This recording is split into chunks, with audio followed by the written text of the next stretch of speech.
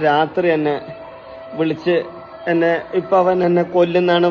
ഉണ്ണിക്കണ്ണനാണ് വിഷയം. അപ്പൊ ഈ ഉണ്ണിക്കണ്ണന്റെ കാര്യം ഉണ്ണിക്കണ്ണൻ അറിയാത്ത ആരും ഉണ്ടെന്ന് എനിക്ക് തോന്നുന്നില്ല. കാര്യം ഈ വീഡിയോ കാണുന്നതിനകത്ത് ഭൂരിഭാഗം പേര് ഉണ്ണിക്കണ്ണൻ അറിയായിരിക്കും. അപ്പൊ ഈ പുള്ളി കുറച്ച് നാളായിട്ടുള്ള ഒരു കോൺട്രവേഴ്സി എന്ന് പറഞ്ഞു കഴിഞ്ഞാൽ പുള്ളി വിജയണ്ണനെ കാണാൻ പോണെന്ന് പറഞ്ഞിട്ട് ഇവിടെ നിന്ന് കാൽനടയായിട്ട് പുള്ളിക്കാരൻ പോയി, തമിഴ്നാട്ടിനകത്തേക്ക് പോയി. അത് കഴിഞ്ഞിട്ട് പുള്ളി കണ്ടു എന്നൊരു സൈഡിൽ നിന്ന് കുറെ, അത് കഴിഞ്ഞിട്ടൊരു ഫോട്ടോ വരുന്നു. അപ്പൊ ഇങ്ങനെ പല രീതിക്കുള്ള കോൺട്രവേഴ്സി ഇതിനെ ചുറ്റിപ്പറ്റിയിട്ട് ഇങ്ങനെ നടന്നിട്ടുണ്ട്. ആ ഫോട്ടോ ഫേക്ക് ആണെന്ന് പറഞ്ഞിട്ടുള്ള സംഭവങ്ങൾ നമുക്കതെല്ലാം അപ്പൊ ഈ ഒരു വീഡിയോ നോക്കാം. ഞാനപ്പോ ഇത് ഈ ഉണ്ണിക്കണ്ണനെ പറ്റി ചെയ്യാണ്ടിരുന്നതെന്ന് പറഞ്ഞാൽ എനിക്ക് പിന്നെ അത് ചെയ്യാൻ മാത്രമുള്ള ഒരു വിഷയമുള്ളതായിട്ട് എനിക്ക് തോന്നിയില്ല. ഇപ്പൊ പിന്നെ ചുമ്മാ എടുത്തു വെച്ച് അങ്ങ് ചെയ്യാന്ന് വിചാരിച്ചു. അപ്പൊ എന്തായാലും ഉണ്ണിക്കണ്ണന് പിന്നെ ഒരു ഭീഷണി എന്നുള്ള രീതിക്ക് ഒരു വീഡിയോ ഉണ്ണിക്കണ്ണൻ ഇട്ടിട്ടുണ്ടായി കുറച്ച് ദിവസങ്ങൾക്ക് മുന്നേ. അപ്പൊ നമുക്ക് ആ ഒരു വീഡിയോ ഒന്ന് കണ്ടു നോക്കാം എന്തായാലും, എന്നിട്ട് നമുക്ക് ബാക്കി പറയാം. ഞാൻ ഉണ്ണിക്കണ്ണൻ മംഗളം ഇന്നലെ രാത്രി എന്നെ വിളിച്ച് ഇപ്പൊ അവൻ എന്നെ കൊല്ലുന്നാണ് പറയുന്നത്. ആ നമ്പർ ഞാൻ പറഞ്ഞുതരാം. ഞാൻ വേണ്ടെന്ന് ഞാൻ വെച്ചു. അവനെ നമ്മളൊരാളിനെ വേദനിപ്പിക്കേണ്ട വേദനിക്കും. രാവിലെ എന്നെ കൊല്ലുന്നാണ് അവൻ പറഞ്ഞത്. അവൻ നമ്പർ ഞാൻ പറഞ്ഞുതരാം. 40 67 95 74 56. ഈ നമ്പർ തന്നെ. ഞാൻ എന്തെങ്കിലും ആരിനെ കൊണ്ട് തെറ്റ് ചെയ്യുമ്പോ രാവിലെ എന്നെ കൊല്ലുന്നാണ് അവൻ പറയുന്നത്. എനിക്ക് പോണ വഴിയിൽ എന്തെങ്കിലും ആകുമെന്ന് എനിക്കറിയില്ല. നിങ്ങളുടെ സപ്പോർട്ട് കൊണ്ട് ഞാൻ ഇറങ്ങി തിരിച്ചത്. എനിക്ക് എന്ത് ചെയ്യണമെന്ന് അറിയില്ല. ഒന്നും കൂടെ പറയാം. 40 67 95 74 56. ഞാൻ പുറത്തിറങ്ങി നടക്കുക. ഞാൻ ആരിനും വേദനിപ്പിക്കാത്ത ആളല്ലേ.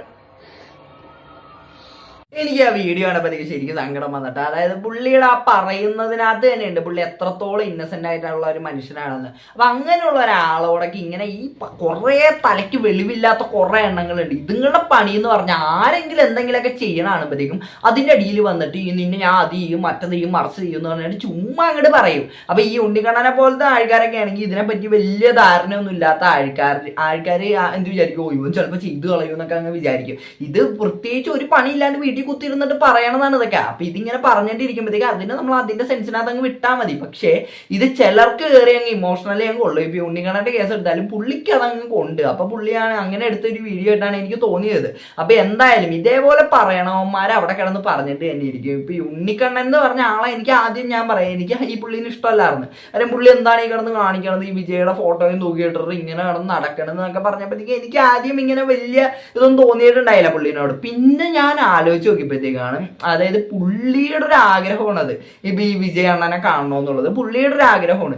ഞാൻ വലിയ വിജയ് ഫാനും അങ്ങനത്തെ പരിപാടിയൊന്നും അല്ല, പക്ഷെ എന്നാലും വിജയുടെ പടങ്ങൾ എനിക്ക് ഇഷ്ടമാണ്. അതൊരു പ്രത്യേക ഒരു രസമാണ് പുള്ളിക്കാരൻ്റെ പടങ്ങൾ കാണാൻ. അപ്പൊ ഈ വിജയ് എന്ന് പറഞ്ഞ ആളെ കാണണമെന്നുള്ള ഒരു ആഗ്രഹമാണ് ഈ നമ്മുടെ ഉണ്ണിക്കണ്ണനുള്ളത്. അപ്പൊ പുള്ളി അതിന് വേണ്ടിയിട്ട് അത്രയും കഷ്ടപ്പെട്ട് ഇവിടെ നിന്ന് അങ്ങോട്ട് നടന്ന് അവിടം വരെ പോവാന്നൊക്കെ പറഞ്ഞു കഴിഞ്ഞാൽ അത് പുള്ളിയുടെ ആ ഒരു ആഗ്രഹം കൊണ്ട് പുള്ളി പോണെന്നാണ്. അപ്പൊ അങ്ങനെ ചെയ്യുന്ന ഒരാളെ നമ്മൾ റെസ്പെക്ട് ചെയ്യാം. നമ്മുടെ ആഗ്രഹങ്ങൾക്ക് വേണ്ടി നമ്മൾ പോയില്ല, അപ്പൊ പുള്ളിയുടെ ആഗ്രഹങ്ങൾക്ക് വേണ്ടി പുള്ളി പോകുന്നുണ്ട്. അപ്പൊ നമുക്ക് എന്നൊക്കെ പറഞ്ഞ ഒറ്റ ജീവിതമുള്ളൂ. അപ്പൊ അതുകൊണ്ട് തന്നെ നമുക്ക് എന്തൊക്കെ ആഗ്രഹമുണ്ടോ അതൊക്കെ നമ്മൾ മാക്സിമം ചെയ്യാൻ നോക്കാം. അല്ലാണ്ട് നമ്മൾ കണ്ടവൻ അത് ചെയ്യാൻ നോക്കണാകുമ്പോഴത്തേക്കും അവനെ കയറി തല്ലും കൊല്ലും എന്നൊക്കെ പറയുന്നത് അത് ഒരുമാതിരി ഊളത്തരം മാത്രമാണ്. അല്ലാണ്ട് അതിനകത്ത് കയറി പ്രത്യേകിച്ച് ഒന്നും ഉള്ളതായിട്ട് എനിക്ക് തോന്നുന്നില്ല.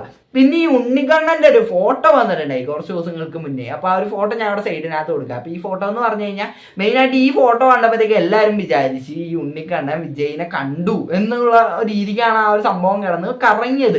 അപ്പൊ പിന്നെയാണ് വന്നത് ഈ ഫോട്ടോ എഡിറ്റഡ് ആണ്. അപ്പൊ എനിക്ക് ഈ ഫോട്ടോ കണ്ടപ്പോൾ തന്നെ അറിയാമായിരുന്നു ആ ഫോട്ടോനകത്ത് വിജയുടെ ലുക്ക് എന്ന് പറഞ്ഞാൽ ഗോട്ട് പടത്തിനകത്തുള്ള ലുക്കാണ്. അപ്പൊ ആ ഒരു ലുക്കിനകത്തല്ല ഇപ്പൊ വിജയ് നിൽക്കുന്നത്. അപ്പൊ ആ ഒരു ടൈമിനകത്ത് ഈ എന്തായാലും ഈ ഉണ്ണിക്കണ്ണൻ കണ്ടിട്ടുണ്ടാവുമല്ലോ. ഉണ്ണിക്കണ്ണൻ ഇപ്പോഴാണ് പോയത്. ഇപ്പൊ പോയ ഉണ്ണിക്കണ്ണൻ നേരത്തെ വിജയൻ എങ്ങനെയാണ്.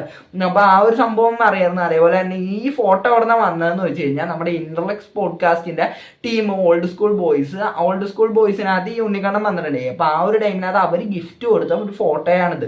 അപ്പൊ പുള്ളി അത് ഈ ടൈമിനകത്ത് നൈസായിട്ട് ഫോട്ടോ എടുത്തിട്ട് ഇൻസ്റ്റാഗ്രാമിനകത്ത് ഇട്ടു. അപ്പൊ ഇത് കണ്ടവരൊക്കെ എന്ത് വിചാരിച്ച് ഇവര് തമ്മിൽ ഫോട്ടോ എടുത്താന്നുള്ള രീതിക്കായ ഒരു സംഭവം. പിന്നെ ഇവര് തമ്മിൽ ശരിക്കും കണ്ടോ, അതായത് ഈ ഉണ്ണിക്കണ്ണനും വിജയും ശരിക്കും കണ്ടോ എന്നുള്ളത് അത് വലിയൊരു ചോദ്യചിഹ്നം തന്നെ കേട്ടോ. കാര്യം ഇപ്പൊ ഈ ഉണ്ണിക്കണ്ണന്റെ കുറച്ച് ദിവസം മുന്നേ ഇട്ട വീഡിയോ ഞാൻ ഒന്ന് കാണിച്ചു തരാം. ഹായ് ഉണ്ണിക്കണ്ണൻ മകളുടെ ആ നനച്ച വണ്ടി കൊണ്ടാണ് കേരളത്തിലേക്ക് വരുന്നത്. നനച്ച വണ്ടി നമുക്ക് കിട്ടി. എന്തെങ്കിലും പ്രശ്നം ഉണ്ടെങ്കിൽ ഉസ്പേത്തന അവർക്ക് ടൊമ്മണും കടുപ്പേത്തന കമ്മണിരുന്ന വാഴക്ക് ചെമ്മെന്ന് പോക. വിജയണ്ണം പറയുന്ന പോലെ നൻപി ഈസിയായി ജയിക്കുന്നത് വെട്ടിയല്ലേ, ഇത് ജയിക്കാൻ മുടിയത്തെ മുറിച്ചുകൊണ്ടത് വെട്ടിരുന്നത്. അപ്പൊ നനച്ച വണ്ടിയും കൊണ്ടാണ് നമ്മൾ വരുന്നത്. ആ ഞാൻ അന്ന് പറഞ്ഞിട്ടുണ്ട് വിജയക്കൊടി പാറിച്ചിട്ട് വരുന്നു, വിജയക്കൊടി പാറിച്ചിട്ട് നമ്മൾ വന്നിറങ്ങണ്. അപ്പോ വികിലേക്ക് കപ്പ് മുഖ്യം. ഇനി ഫോട്ടോയ്ക്ക് വേണ്ടി വെയിറ്റിംഗ്. ഉണ്ണിക്കണ്ണൻ മംഗൾഡാമിന്റെ ഹൃദയം നിറഞ്ഞുമ്മ, വിജയന്റെ ഉമ്മ, മൻസൂറെ ഉമ്മ മുത്തേ, ചങ്ക ഉമ്മ മുത്തേ.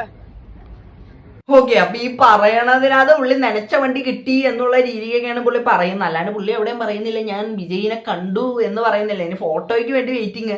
അപ്പൊ ഇതൊക്കെ കാണുമ്പോഴത്തേക്കും നമുക്ക് മനസ്സിലാവണമെന്ന് പറഞ്ഞാൽ വിജയനെ കണ്ടിട്ടുണ്ടാവും. അതിന്റെ ഒരു സന്തോഷത്തിനകത്താണ് പുള്ളി വരുന്നത്. അതേപോലെ ഫോട്ടോ എന്നൊക്കെ പറയുന്നുണ്ട്. അപ്പൊ ഫോട്ടോ എന്താണ് വരാൻ വെയിറ്റിംഗ് അതൊന്നും എനിക്ക് മനസ്സിലായില്ല. അപ്പൊ ഈ ഒരു സംഭവം ഒരു വീഡിയോ. ഇനി ഇതിനെ ചുറ്റിപ്പറ്റി വേറൊരു വീഡിയോ ഉണ്ട്. അതും പുള്ളി നനച്ച വണ്ടി കിട്ടി അതേപോലുള്ള രീതിക്ക് തന്നെ എടുത്തേക്കണതാണ്. അപ്പൊ അതും കൂടെ കാണാം.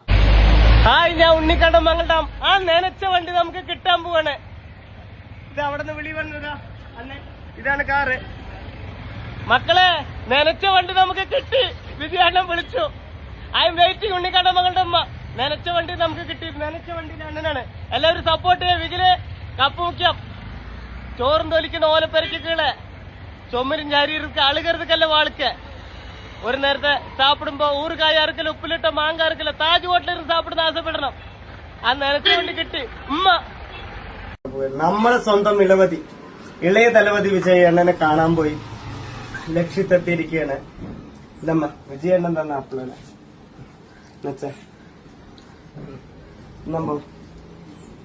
ആര് തന്നെ